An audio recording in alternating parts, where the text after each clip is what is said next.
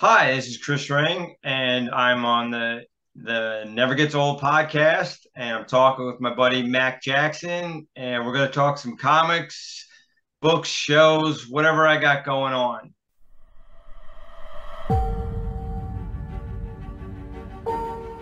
I'm Duncan MacLeod of the Clan MacLeod. My name is Ichabod Crane. Name's MacGyver.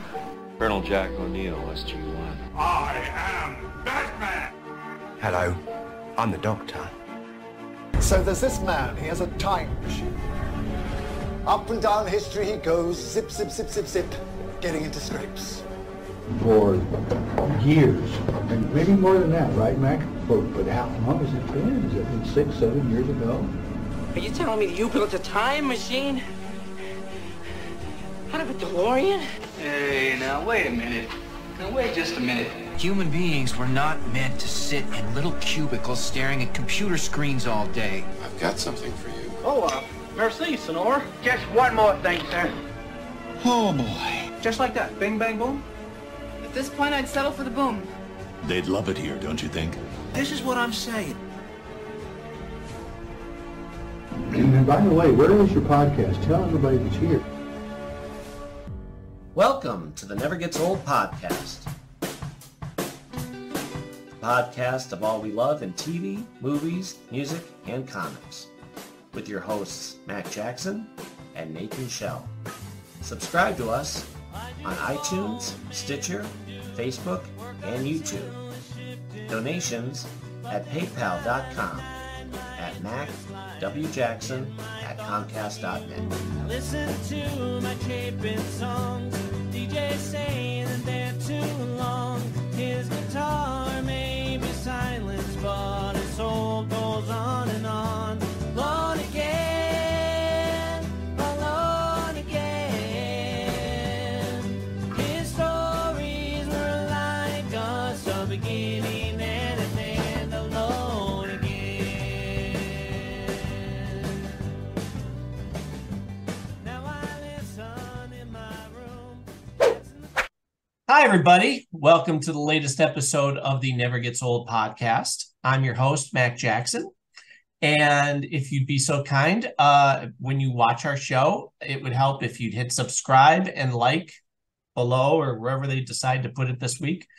If you want to contribute, donate anything, please go to our Patreon. Just go to the Never Gets Old podcast or our website, the Forever Adventure Network, and we'd appreciate it. And today I get someone who I've known for years and now finally get him on the podcast, buddy of mine, Chris Ring. So, by the way, I'm sure I've mentioned this before, but he's got a series out, 2 so far. Am I right? Correct. Aha, Seamus the Famous. I think I called it was kind of like a ongoing Calvin and Hobbes kind of fun adventure that you, at the end of it, you always want more, which is always kind of what you want with a book. And I'm happy to say I have my copy. Yeah, you were one of the first guys to give me a review. I got you a preview copy of the first book that came out, and actually it was supposed to come out March of 2020, and we all know what happened March of 2020. I think so. So there was a 10-month delay on the book, and so yeah, it actually came out in pretty much 2021. But you had a preview copy way before that, and I thank you for the kind words to get me started on my reviews. It's my pleasure. You know, and honest to God, I know I've told you this in the past, but since we're recording for the audience, it really is well done. And it's not what a lot of kids' books are kind of, could be phoned in. They don't really have a life of their own. You're kind of just going from page to page. You already know how it's going to end. And with your, I'm going to call it a series since there's 2 so far. It is something that you're intrigued with to see what happens next. And then when it's over, you're like, okay, but that doesn't mean it's over. we're going to have more adventures in the future. So, that was easy to do a review for that. Yeah, I get a lot of that. Yeah, the kids, it's kind of like the parents tell me the kids gobble it up, and then they're like, "Where's the next one?" Mm-hmm. It takes me a while to write and draw, 64 pages in a book. So sometimes I just don't have an answer for them, unless they only have one. Then I'm like, oh yeah, I got another one. But if they have both books, then I'm in trouble because they're just like, okay, what's next? And yeah, they gobble them up pretty quick. Which is pretty wonderful because, I mean, you put your heart and your soul into your work and then you go, anybody, please? Yeah. There's a lot of that. And the hardest part is actually, getting the book into the kids' hands. I mean, once the kids have the book, the parents are telling me they want to read it every night. And we can't read it every night because it's like twice as long as a regular kid's book. Yep. And so parents always tell me, oh my gosh, they want to read it every night, but I can't read it every night because it's long. So we kind of break it up over like 2 or 3 nights. So, I appreciate that. Well, how did you, I mean, it's one thing to draw. Like I love to draw. I went to commercial art, Votech, for those classes. And I think I told you, the teacher tells me, all right, who wants to be a commercial artist? We all raise our hand. And she goes, okay, it's not an easy big life. mistake. Yeah. It's not an easy life. You're going to not always work. When you do, it's not going to get paid well. And then once that job is done, you have to look for your next job. Okay, let's get started. And we all kind of went, well, you suck the joy out of what this is supposed to be. So I bring it up because I wonder what made you go, I'm going to keep pursuing this. Now, this is before the book. I mean, the book is a great, solid, that's all you. Yeah. What made you decide that you were going to go? I mean, besides the joy of drawing. Yeah, there is. I always forget like how I base how long we've known each other on the age of Mikey. Right. And he's so old now. 14. But yeah, you've known me for a long time, and there's been a slew of projects before this one. But I think it was the first book, the Carbonite series, that I was like, okay, this is the life for me. I just wanted to see if I could put out a book that people would read, and that was back in 1995. I've been drawing since I was a kid, sure. But that was kind of like you just kind of, I don't know. It's probably like the first time you got up in front of an audience and played, for the public. Yeah, it's a little bit scary. It's like, is anybody going to show up to the party? And that book just kind of took off locally. Not nationally, but locally, it took off, and that's what kind of fueled the fire to pursue this as a career. Mm-hmm. And the old saying is, it's only taken me 30 years to be an overnight success, kind of. But I think, I mean, you have to enjoy the journey, right? I mean, I love the journey. I mean, really, it is. It's the best because every day, no matter how life kicks you in the teeth, I can sit at the table and doodle out what I call some self-worth. Mm-hmm. Just start scribbling on a page, and it makes me feel better. And I'm sure it's the same with you, just picking up a guitar and strumming it. Mm-hmm. It just makes, you're producing something from nothing. Right. And there's a lot of power in that. There's a lot of enjoyment out of that. And, I don't know, it's just cathartic. So no matter how down you get, you can always, go into the studio and create, and, it turns everything around. You know what I think is a big difference now too, is the fact that we can share stuff easier than, say, we could have in the 80s and 90s.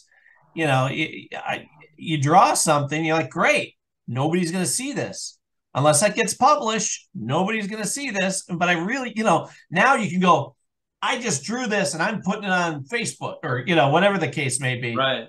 And then you get instant feedback. I think that's one of the things of social media that I think is useful.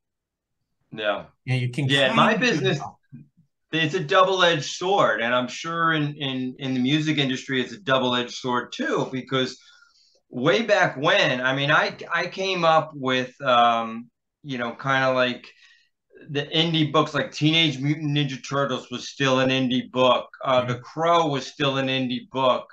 Frank Miller was just starting to do Sin City.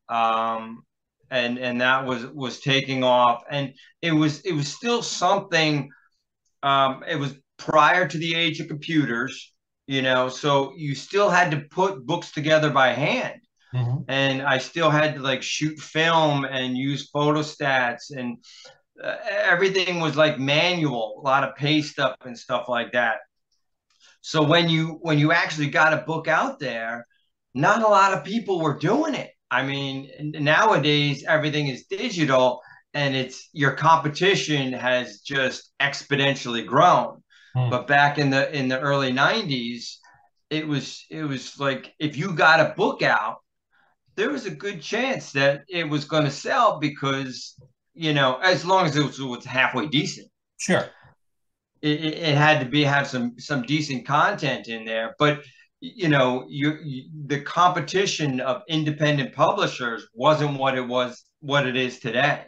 You know, so it was kind of a much smaller group, and if you put in the, you know, the hours and you know, grinded out a book, yeah, it was kind of cool. Yeah, well, I think that's that's also the frustrating thing, you know, because you're like, I did it. Look, I did it. And now, you know, the I'd say like 90% of the journey is just trying to flag people down to just look. If you look, you're going to love this, I hope. Right. I mean, I remember, you know, my first book came out way before any social media. So I was basically like a vacuum cleaner salesman walking into comic book shops. Now, back then, there was a lot more comic book shops. I mean, every town had one. Where I am in Williamsport, I think there was 3 at the time. Now there's 1. But yeah, I would go into just cold call comic book shops and walk in, say like, hey, this is my book, and what do you think? And there was one shop in Williamsport at the time, and I brought in like a photocopy of the book. I hadn't had it printed yet. And the guy's like, he took a look at it and he read it, and he's like, he goes, if you make this book, I can sell it.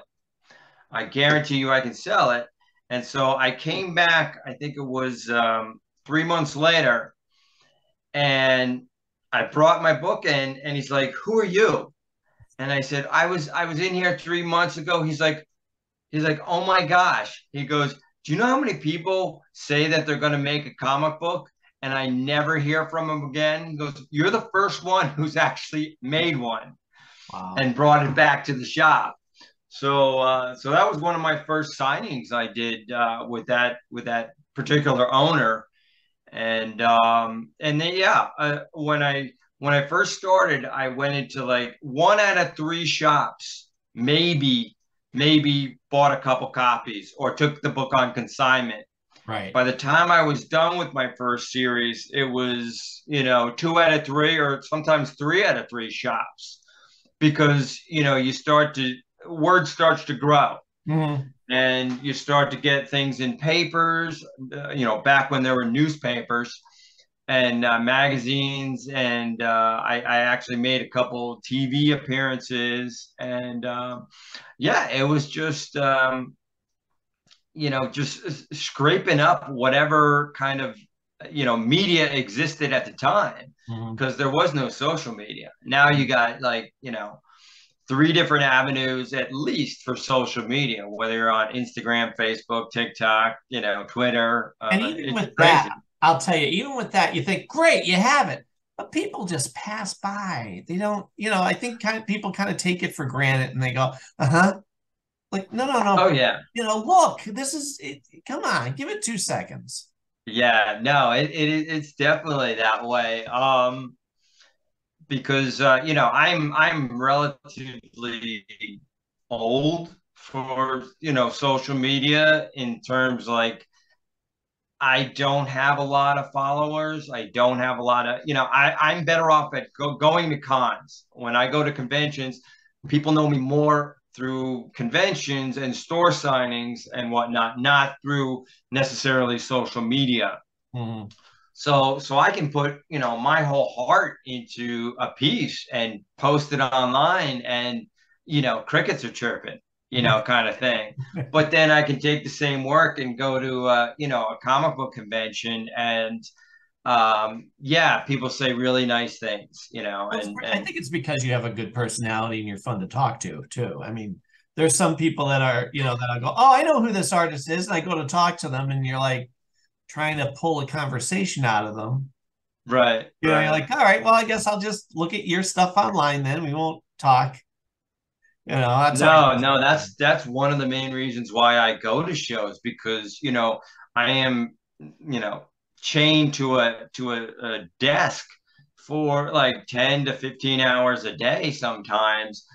And there's a geek in all of us that wants to get out and talk. I mean, I know I've had, hour-long conversations, if not 2-hour-long conversations with you. Yeah. If a show is slow, it doesn't matter if it's slow, because if you're there, we're just going to geek out and talk about comics and what we're reading and movies and whatnot. And no, it's always a good time, whether the show is, booming or whether it's slow. I always seem to, make the most of the time. And from my point of view, as I'm talking, I'm always going, I want to make sure I'm not in anybody's way, because if somebody comes up, I'm like out of the way and like, I'll come back. You guys talk, No, but that's a seasoned Comic-Con goer is right, who knows to do that.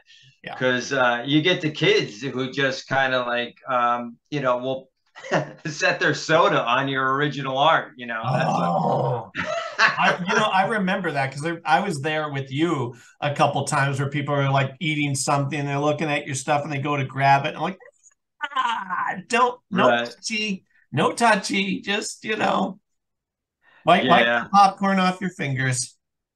Yeah, I mean, I have a book now that it's like a giant binder with a lot of my work it's just prints, and the kids can destroy it. I mean, I already wrote it off as everything in that book is like destroyed. Sure. So the kids can turn the pages however they want, type of thing. And that book is for them to look at. And, so they have, but original art, if it doesn't go to my art rep, I kind of set it in a place on the table where only adults can get at, because they know how to treat it. You'd hope. Yeah. What was I going to tell you? Tell me, before I move on, tell me about the Kickstarter that you had. I should grab a book real quick here, right behind me.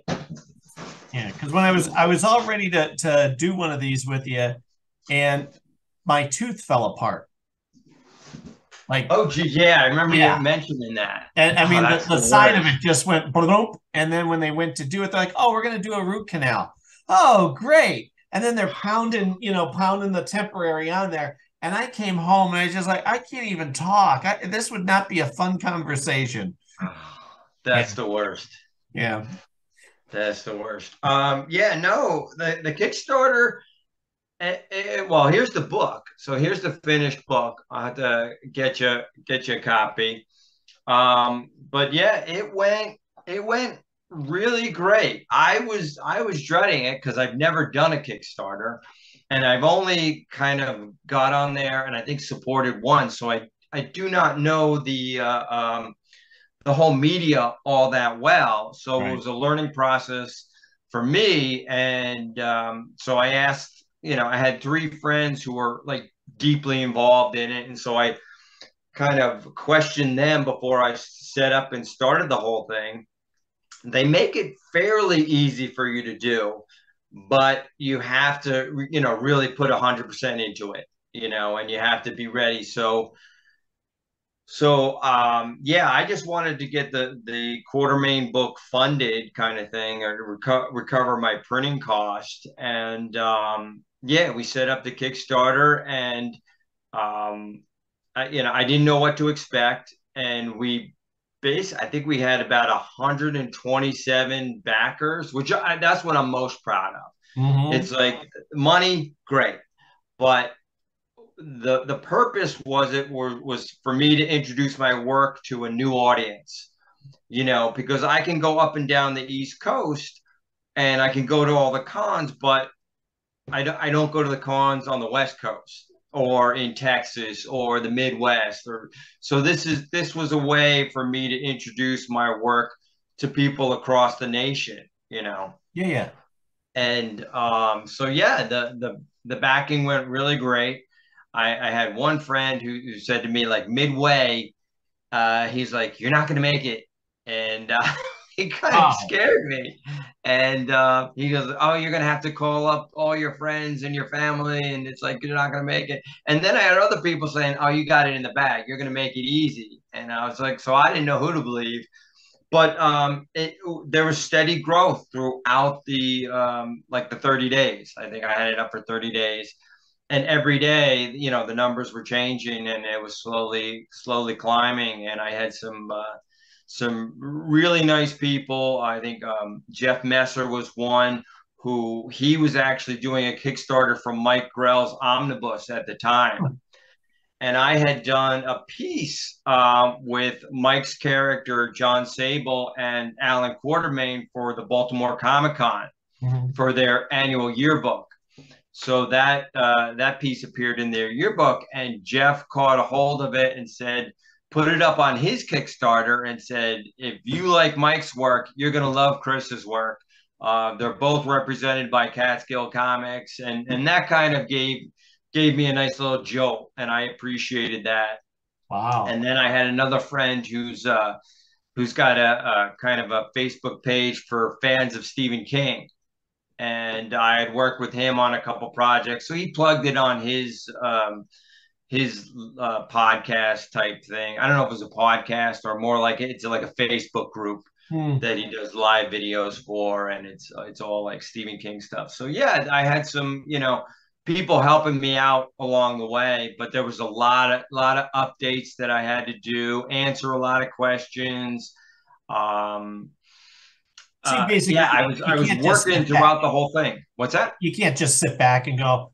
No, there's no sitting back. Once you're in, and there's no turning back. And you just got to keep plowing forward. But so it was a really worthwhile experience. Now the real work starts, in that we have to fulfill everybody's requests.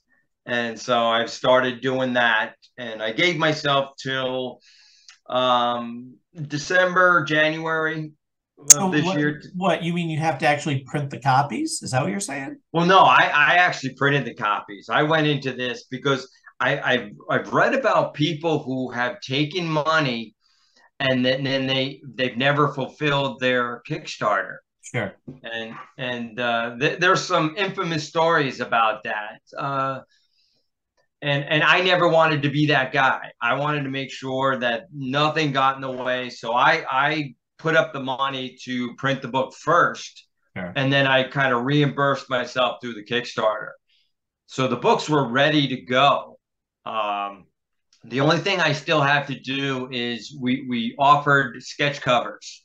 Okay. And I still have to, do some of those sketch covers. But we have some remarks that I have to do. I've done about half of the remarks, and I can actually show you one of those. Yeah. So here's the regular book, and then in the back, Can you see that? Oh There's a yeah. sketch right there that I've done, and this is really slick paper Uh-huh. that you can't use a pencil on it. So I'm just drawing with ink, Ooh, man. straight out. So it's a little tricky, but Wow. Wow. That, it's funny. Drawing hats, not the easiest thing to do. Like to do a profile is one thing, but because I love Indiana Jones. Well, to draw a fedora, depending on where his head is, that's a son of a b. I don't like that at all. Well, I got real used to drawing hats working with Quartermain. So yeah, by the end of the book, it was way easier. But when you're drawing that first panel, well, the first panel, he's not wearing a hat, but the first time he's wearing a hat, it is a little bit tricky. And then Right? there was a lot of kind of like concept art I did just to get a feel for the character. Mhm. Because I did throw some concept art out there to some of my artist friends, and they gave me like, oh, well, I don't like this or I like that, kind of thing before I kind of started drawing the actual pages Yeah. for the book. Well, the consistency with the hat alone is so tough because you can very easily go too wide. Right. Or Oh yeah. I've seen some artists in particular. I'm reading. Speaking of Indiana Jones, I'm on volume 2 of the original Marvel run, and you got like big names drawing an Indiana Jones book, but it looks like he's wearing a derby, depending on who the artist is, and it's a big name. I'm like, really? Yeah. Nobody bothered to say, "Hey, Jimmy, it's a fedora, not he's not Lou Abbott or Abbott and Costello. You got to actually Right. do the, Right. you know, Yeah. If you're gonna err on the side of a fedora or a safari hat, err on a wider brim side, because right. like you said, you don't want it looking like a derby or a bowler or you It takes want it all to, the manhood right out of him. right, exactly, exactly. Yeah, err on the larger brim side. So tell me what the premise is of the Quartermain book. I mean, I know who Quartermain is, but what's the pitch? The pitch is gosh, it's called Allan Quartermain and the Tomb of Hephaestus. I always the Tomb of Hephaestus. Okay. So that's the Greek god Hephaestus as opposed to the Roman god Vulcan. So Hephaestus was the god of kind of he was he was the MacGyver of the Greek gods. There you go. Hey, nice tie-in. Very good. He could pretty much do like anything. Probably the only Greek god who was described as ugly, but he was the inventor. He could create anything. And so the story kind of opens with Alan taking a holiday on an island off of Crete, and he is, kind of the typical damsel in distress crosses his path, and he wants nothing to do with it, because he's had it, he's on holiday. He just wants to be left alone, but he's drawn into this, this skirmish in order to protect her, and she's got a whole backstory, and she's searching for the tomb of Hephaestus, and he knows the legend, and I described the legend in the book, and he just, it's wives' tales to him. He just wants no part of it, but because of the people involved, he gets drawn in, to the story, and that's where the story kind of starts. And now they're on a, kind of an Indiana Jones type quest, because let's face it, Quartermain was the original Indiana Jones. Oh yeah. So yeah. They always say that he was part of the makeup of who Indiana Jones is supposed to be. Yeah. Which is and ironic because when they did those movies, the Quartermain movies, they were ripping off Indiana Jones, like the same. Oh yeah. And everything. Yeah, I tried to stay away from that, just because the one influences the other. But I did some research and I tried to keep the storyline as original as I possibly could in creating, what, kind of like the mystery behind the whole thing.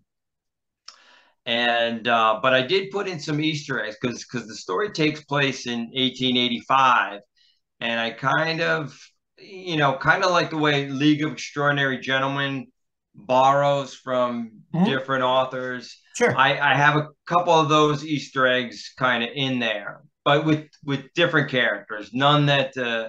that you won't see Captain Nemo or any Mr. Hyde or Dr. Jekyll in there, but I kind of looked to see who was available. I was going to say, yeah, who's free range out there that you can snag. Sorry about that. No, it's okay. I was just saying you get to see who's free range at the moment, and who you can possibly team up in the future. I have a list of things in public domain just for reference, and so I pulled a couple characters, which was really fun for me, because I pulled characters from my childhood, and I won't give anything away, but it was kind of fun to put them in there, and then to see people who've read the book, do they get it? Do they recognize those characters as well? And I'm kind of like 50-50 so far. The people who've read the book, there's some people that get and love all the references, and then some people are like, yeah, no, I didn't know what you were, talking about there, or I didn't get the reference, or I don't know who that person is, kind of thing. So so it's kind of like 50-50 so far. So I wanted to ask, it's going to sound stupid, I'm sure. When you go into a store and you say, I'd like you to sell my comic, how does that trade-off work? Do they pay ahead of time for what it's going to be? You know what I mean? Like if, say, a comic is $2, do they give you the $2 hoping they're going to redeem it, or... I haven't done cold calls in a while, because now everything is like, you got distribution through Diamond and whatnot. But when people do, if a store hasn't gotten them through, Diamond or another distributor, and they want to buy books off of me, yes, they would pay me directly, and I would give them the books. If that's what you're, before they sold it. Yes. No, back in the day when I first started out, yes, I was willing to leave books there on consignment. But no, I don't need to do that anymore. Okay. I always wondered. I always thought, boy, how do you maneuver that with someone you don't know? You know what I mean?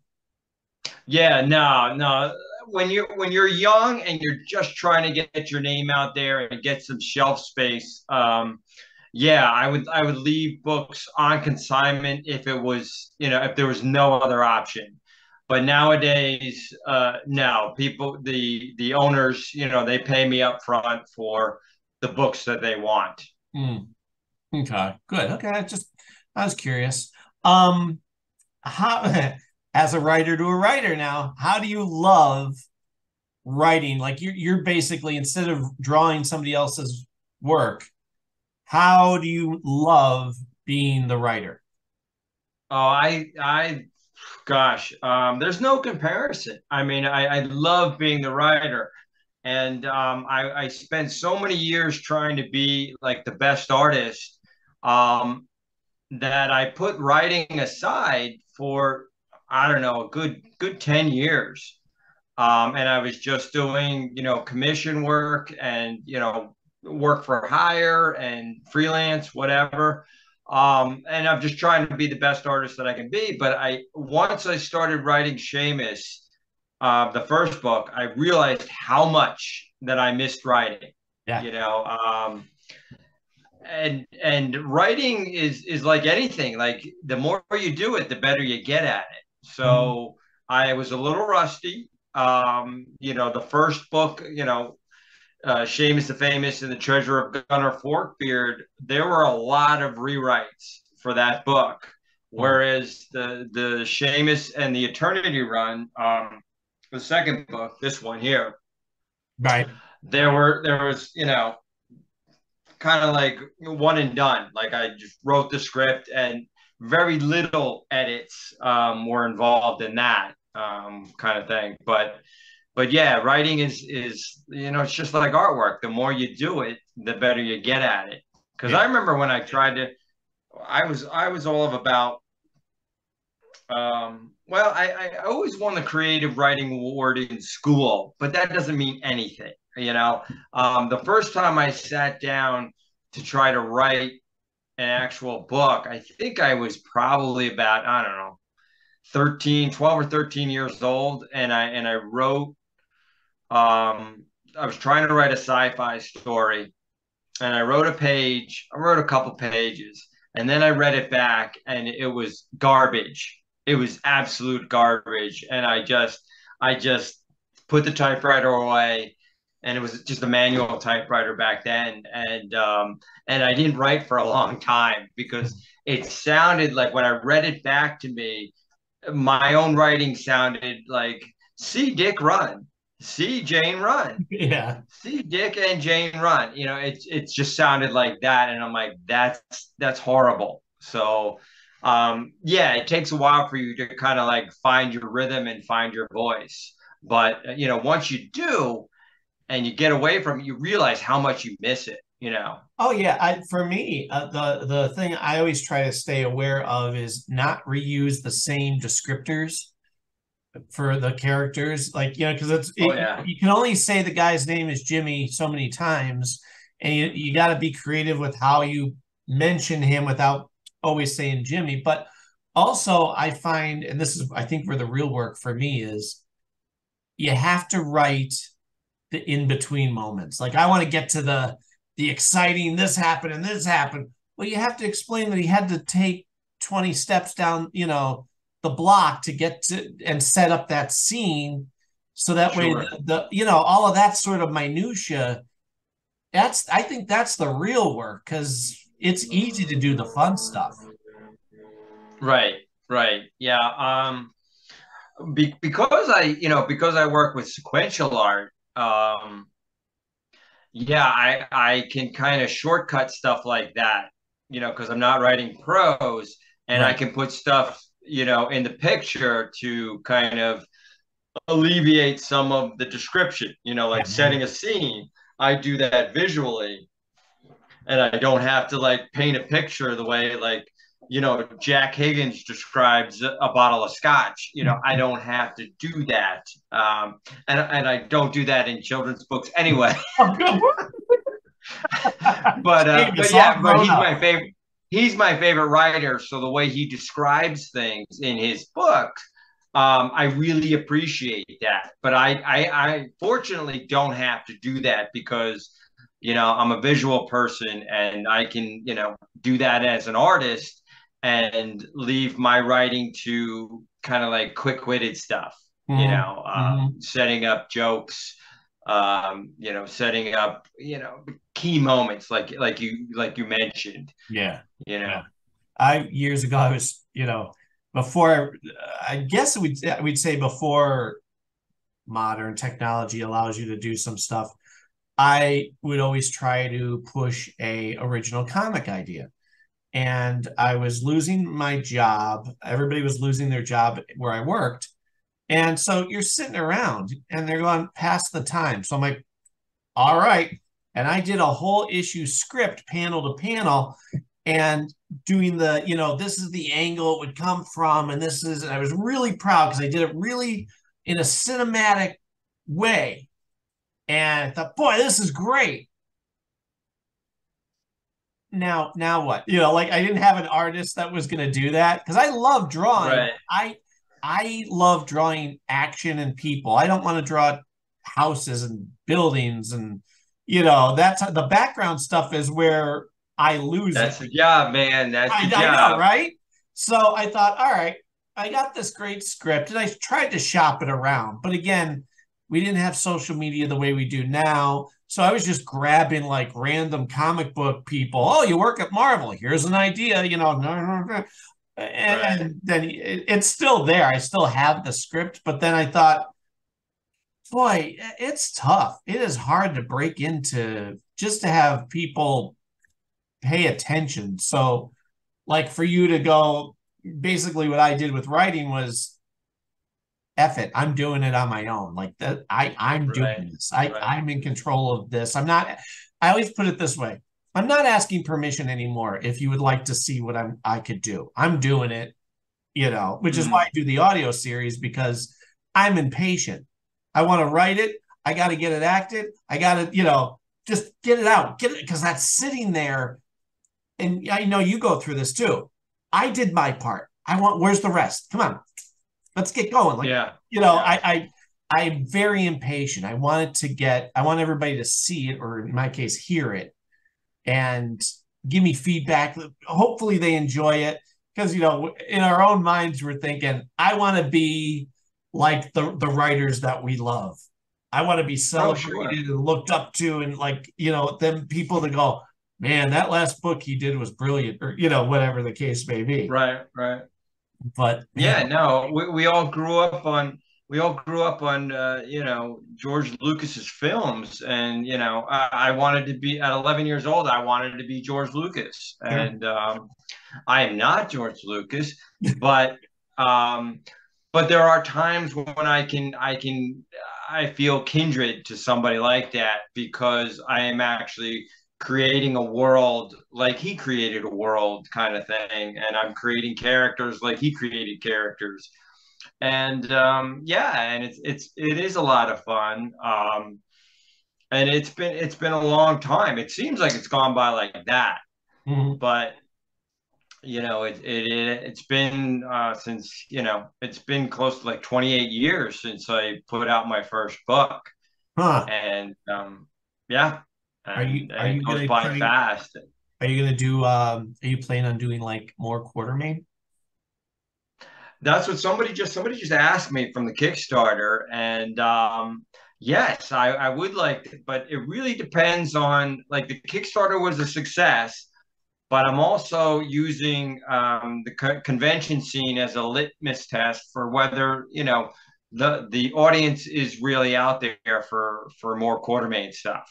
Sure. Like, this book is a self-contained story. Right. I call it a graphic novelette, because it's a little bit longer than a one-shot comic, but it is one self-contained story, and that's what I want to put out now, because when you do the convention scene, it is hard to sell someone on a series. Sure. But if you could give them, this is a complete story, which is what I did with the Seamus books as well.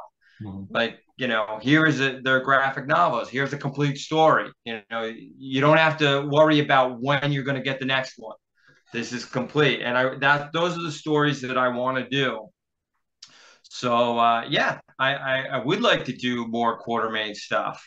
It just depends on if there's, the audience it's supply and demand, Right. Well, I can supply it, but I think you chose wisely, because I've been on the big, I'm sure I'm not the only one. It amazes me that the moment that Disney owned Indiana Jones, that they didn't, one, crank out an ongoing comic book series and an animated series. I mean, since 1981, there should have always have been an Indiana Jones animated thing. So absolutely. If Disney's so dense to not jump on that, well, Quartermain could be scratching that itch. Right. It's just, that's my thought process. I mean, he's a great character, and the older I get, the more, like, I appreciate the character, because he is older. He's a seasoned character, and that gives him just, like, a whole range of emotions, that, because you and I both know that, we're not any smarter than we used to be, but we're wiser and we have more experience than we used to have. So that makes for interesting characterization. Yeah. Well, Yeah. now now let's do our typical geek out about other things too. What movies have you seen this summer that you've really enjoyed? Gosh, well, I did see Indiana Jones, and I was happy to say it was 1,000 times better than Crystal Skull, because Crystal Skull was abysmal. It's just it is just so terrible, and to have that kind of trilogy, just have that stinker in there. Because let's face it, that first trilogy is almost flawless. Right. I mean, it's just so well done. And then you got Crystal Skull, which is just abysmal. So they kind of rebounded a little bit with the latest one. I'm not. It's not better than the first three, but it wasn't you know what? nearly as. I'll tell you this. Here's my view of the whole thing. The biggest flaw of any Indiana Jones movie is that we only got 5 Indiana Jones movies. Yeah. This is a just like Ghostbusters, and I'm sure there's others. This was so rich that we should have had a new movie every 2 years. You got Lucas and Spielberg going, oh, the MacGuffin has to be, it has to be something good. No, it doesn't. I wish I was in the room to just go, nobody cares about what he's after. Just get him out there. Get Indiana Jones being Indiana Jones, because, now we only have 5 movies to judge from. And, Crystal Skull has Mutt in it, and he's swinging with monkeys, and that was the low point of the movie. I love Crystal Skull because I love Indiana Jones, but that scene kills me because, you can feel them trying to force Mutt on you, and Mutt is not a likable character. And, and Indiana Jones, unfortunately, because we haven't had enough, we never got the in-depth, he's kind of a one-note type of character. We don't know how he feels about his car or, his class, or we never got a lot of dynamics that say you would in a TV show. You know what I mean? Because he's always there to be the hero and be the action guy. And then in this last movie, just like with Last Crusade, they gave us more.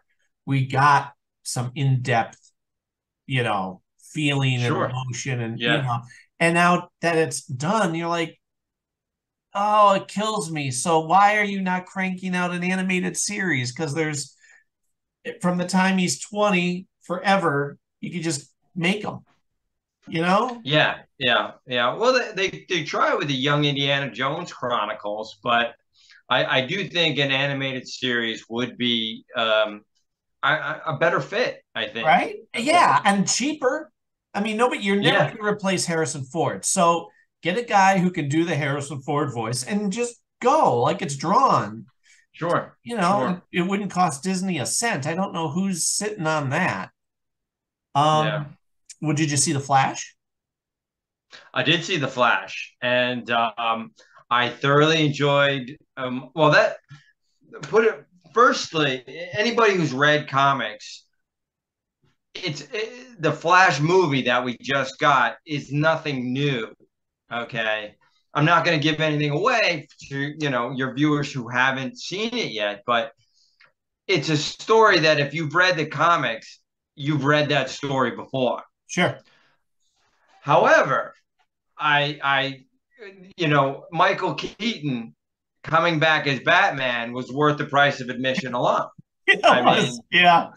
I thoroughly enjoyed that. So people, if they say, oh, I don't like this, I don't like that, but okay, you can put all that aside.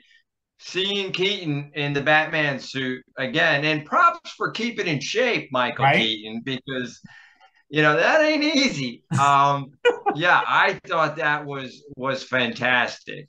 So yes, I enjoyed the Flash movie. Did you? Yeah. How about I did. Blue Beetle? Blue Beetle I haven't seen yet. Okay. All right. I'm curious to hear your thoughts. Yeah, I always keep an open mind going into these things, even though I was a huge Ted Kord fan. Right. And that's like, I'm total nerd that way. Um, I feel like I wish they had done more with that character. I won't tell you stuff, But you'll be happy. yeah, yeah. Well, that's good. But I did thoroughly enjoy the Brave and the Bold series, the Batman animated Oh, Brave and the sure. Bold series, Okay. and the Blue Beetle, the young Blue Beetle, the one who's featured in the movie, made Yeah. a lot of appearances in that as well. So I did like how they passed the torch. Right. I'm not someone who's like, it's not my Blue Beetle. No, it is my Blue Beetle. Yeah. Because I was the same way when Barry Allen passed the torch to Wally West. I appreciate that as a reader. Sure. I'm not one of these fans who's like, well, that's not my Flash or that's not my Blue Beetle. No, I mean, if it's done right, you can pass the torch. You can pass off a mantle. And write some really great stuff. But it just has to be done right. Well, that's the key. And I'll tell you, they did no real publicity for Blue Beetle. So when it came and we're like, oh, wow, that came out this weekend? All right, I guess we're going Sunday. And, because movies are so expensive, the family, we only go to see superhero movies. Like that's in the theater because one, we want to see it on the big screen, and two, we don't want to be spoiled come Monday morning. And I didn't, I hoped it was going to be good, and it exceeded our expectations. I had no complaints whatsoever at all. Great. Right. Great. So I think you'll be thrilled too. I do appreciate when they kind of, because I mean, I've seen probably all the Batman movies I need to see in my lifetime. If I were to if I were to die tomorrow, I've seen enough Batman movies. But yes, exploring new characters, that's what intrigues me as a moviegoer. So yes, I will look forward to watching the Blue Beetle. The same way when Marvel first introduced Guardians of the Galaxy, I was so excited for that. And because everybody's like, who's the Guardians of the Galaxy and who is Rocket Raccoon? And I'm just like, oh, you're in for a treat. You're in for a treat. And fortunately, I was right. And he did a beautiful job wrapping that up. Yeah. I mean, that last movie was amazing. I'm like, wow, you actually tied off all the loose ends. That was great. Yeah. Yeah, they did well. They did well with that stuff. Yeah. Let's see what else is out there. What else have I been seeing?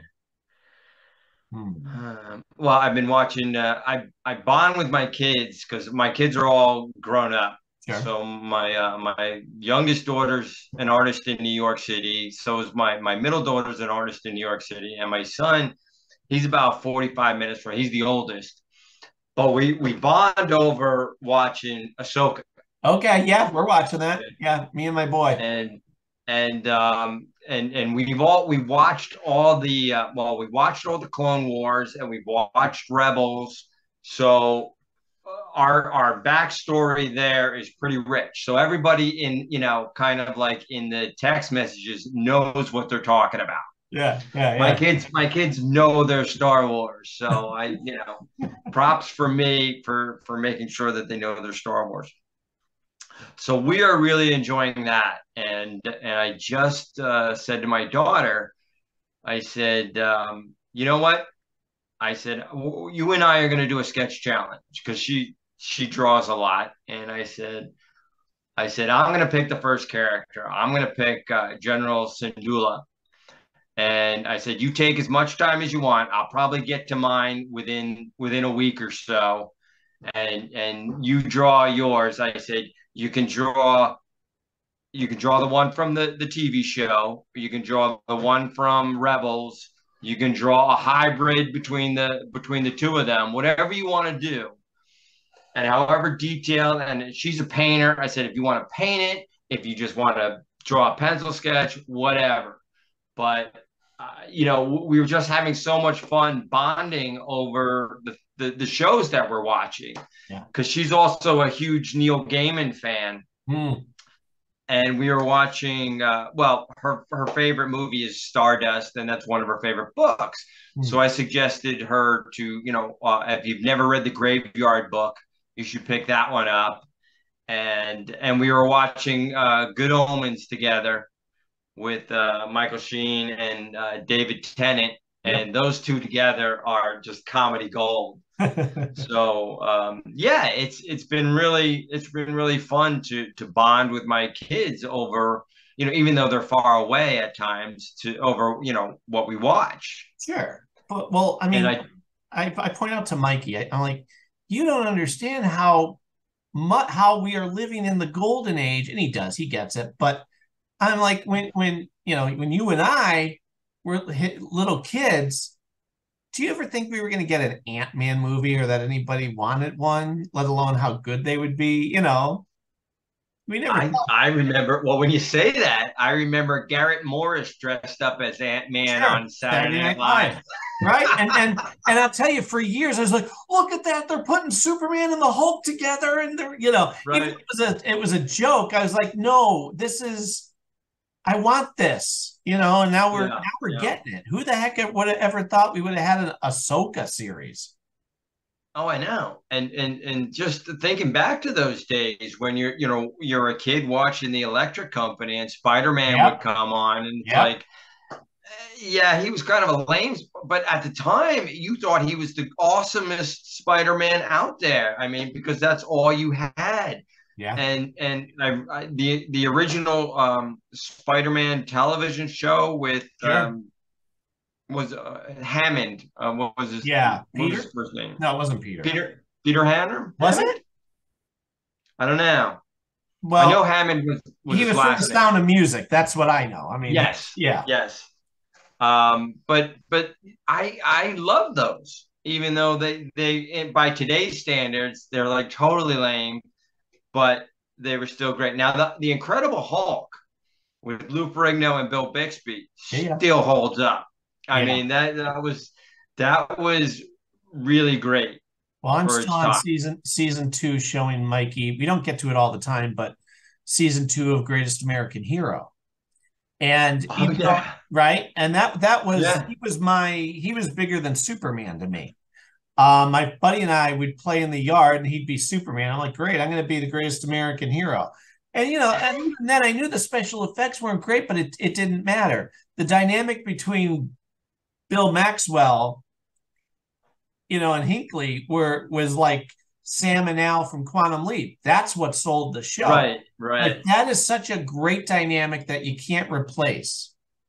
Yeah. I'm sure Quantum Leap just totally aped that relationship. Oh, definitely. Because it was exactly the same. Right. So, yeah. As a matter of fact, I was watching it last Saturday with one of the episodes, and we got to meet William Catt too a couple times. So did you? Yeah, very sweet. And his favorite episode was my favorite episode, so I was thrilled about that. And so we're watching an episode last Saturday, Mikey and I said, look I'm getting the same vibes of a Sam and Al that I'm getting from these two. How they kind of annoy each other for fun, and yet they're like brothers. It's right.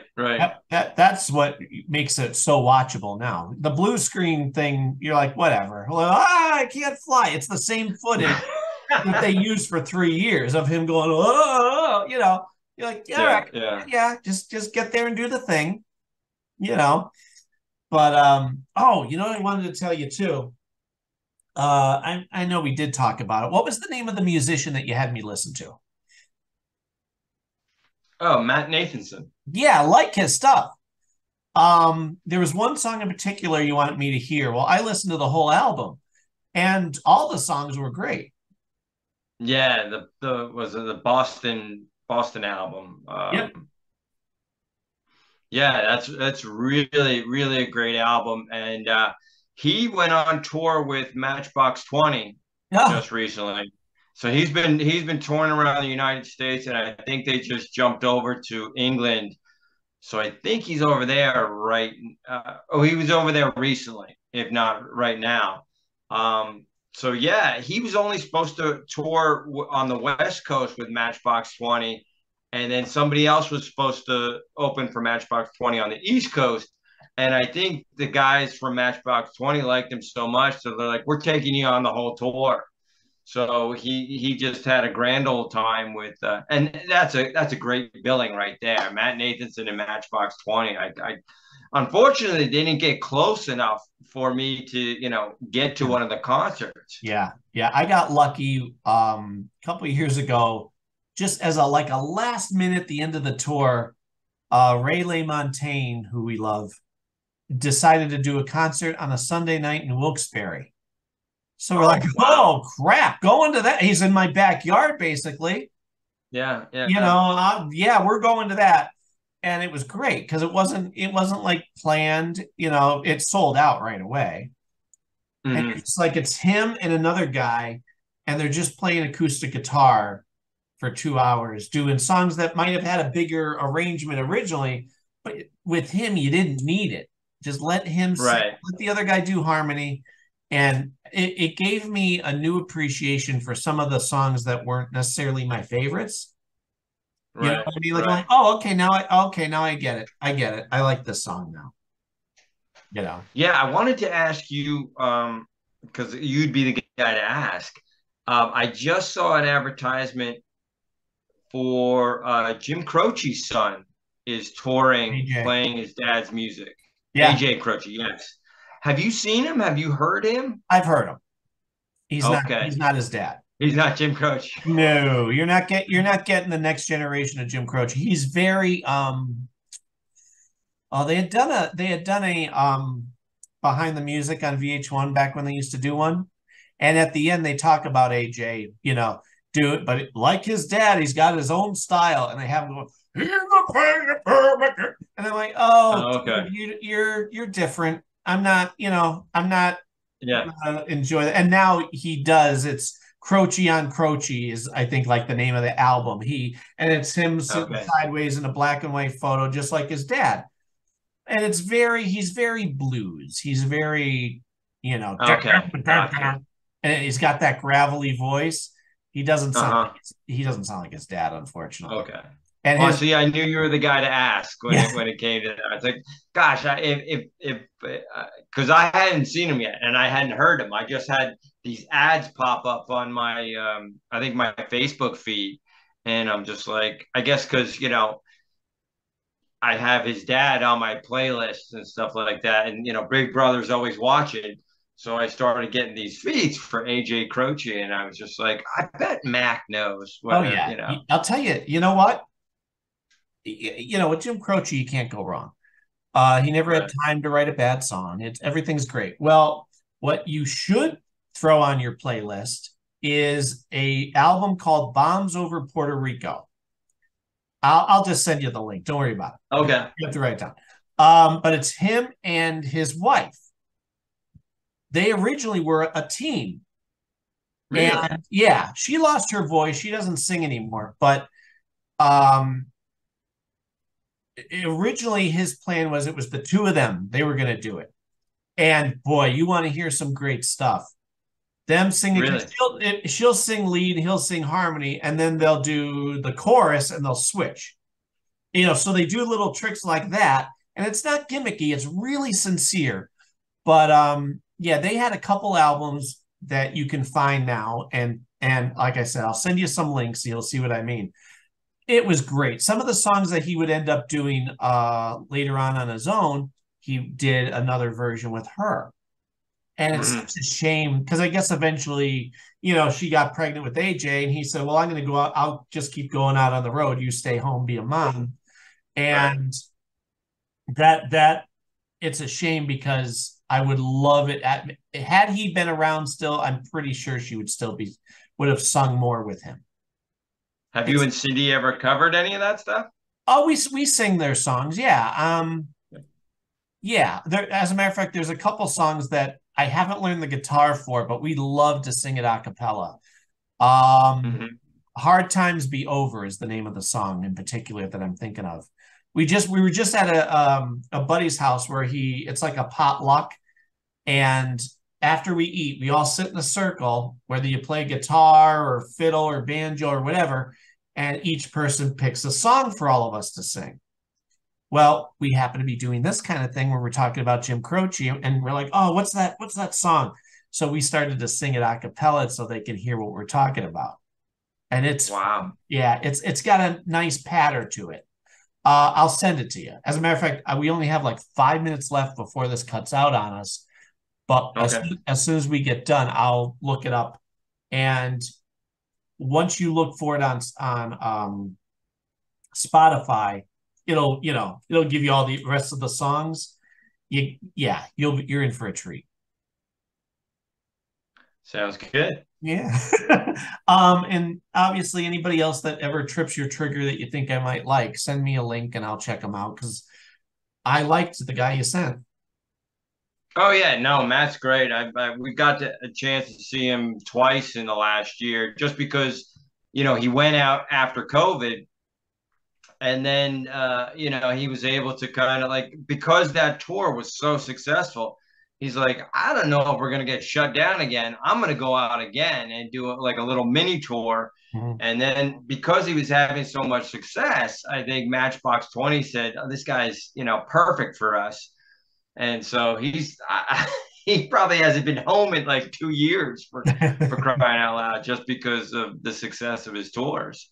Now, I'm sure I sent you in the past. I think last time we saw each other, I think I sent you a bunch of songs to check out by David Gray and Ray LaMontagne and maybe Jeremy Messer. No, you mentioned that name, and I think that's new. So no, I don't think you sent me. I know David Gray. Yes, you did send me. Okay. And I did listen to those. That was a long time ago. Okay. But the name Ray LaMontagne? Yeah. I always remember how to spell LaMontagne is how I remember, because it's not a common name.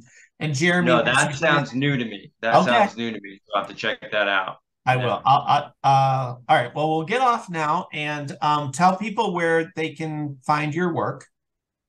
Okay. Well, you can find me on Facebook, Chris Ring Illustrator.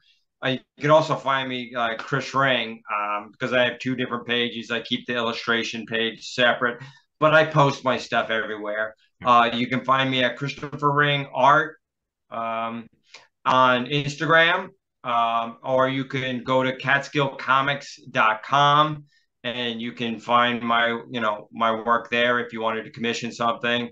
And as for my books, you can find them in your local comic book store, except for the new one. This won't be in comic shops to fulfill all the Kickstarter orders, kind of as a thank you to them. But then it should be in comic book stores. So up in your neck of the woods, I'll make sure that Dave Romeo gets it at Comics on the Green. Sweet. I think he has some of the Seamus works. Here is the new Seamus book, which is the Eternity Run.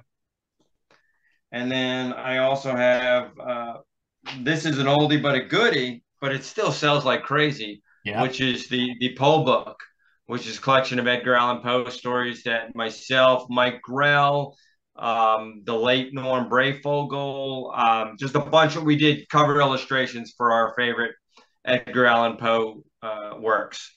So that was a lot of fun. I'm working on a new book right now. It's a children's book, but I can't divulge anything. I'm about halfway through it. If you're in the Lock Haven area, I have a gallery showing at the end of this month, and we're celebrating Inktober. So me and some tattoo artists are putting our work together in a gallery showing, the Station Gallery up in Lock Haven, Pennsylvania. So that's fun. And then the next show I'm doing the Super Jersey Expo in Homedale, New Jersey. And that's at the end of October. I just came off of Baltimore Comic-Con, which was a really big show. Nice. Well, oh, wow, you got it right in under the wire. We have a minute left. So that was good before this darn thing cuts us off. Well, thank you, my friend. It was great to see you. Yeah, you too, anytime. If I don't see you before a convention, you let me know next time you have a project coming and we'll do this again. Sounds great. All right. Take and care. Thanks everybody Hi for to, watching. Cindy and the kids. They still say hi. Oh, by the way, Mikey was thrilled that we were talking. He's like, "You're talking to Chris Ring?" I'm like, yeah. All right. Very cool. Very cool. You tell him I said hello. I will. Have a good one. Tell everybody tell your wife who I know. Tell her I said hi. I will. Right. Take care. See ya. See ya.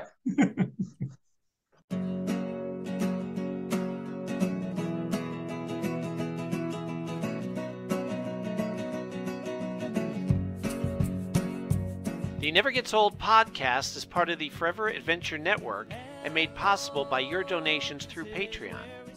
If you'd like to help us out, please go to the Forever Adventure Network by Mac Jackson on Patreon and help by subscribing, rating, and reviewing wherever podcasts are heard.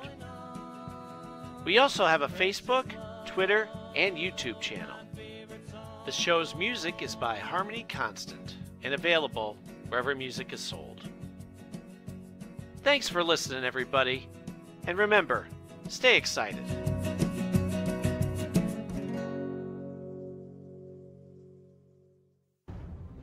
The Forever Adventure Network. Welcome to the adventure. Has MacGyver inspired you to be kind and creative? Has Jack O'Neill inspired you to be a leader and be sarcastic? Well then please check out the MacGyver podcast, where we celebrate Richard Dean Anderson and all of his iconic characters. We have life stories, episode reviews, and great conversations with actors and the people behind the scenes. We also have merchandise, blogs, art, and so much more, all through the Forever Adventure Network. Join us today, and remember, stay creative, everyone. The Forever Adventure Network. Welcome to the adventure.